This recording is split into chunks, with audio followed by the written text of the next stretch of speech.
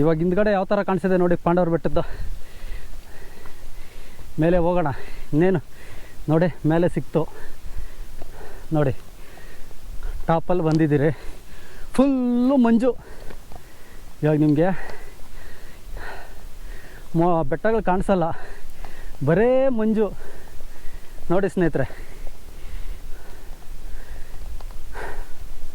ಕಾಣಿಸ್ತಾ ಇಲ್ಲಲ್ಲ, ಫುಲ್ಲು ಮಂಜು ತುಂಬ್ಕೊಂಡ್ಬಿಡ್ತು. ಅಷ್ಟು ಇಬ್ಬನಿ ಬೀಳ್ತಾಯಿದೆ ಇಲ್ಲಿ, ಒಳ್ಳೆ ಮಳೆ ಬಿದ್ದಂಗೆ ಬೀಳ್ತಾಯಿದೆ ಇಬ್ಬನಿ.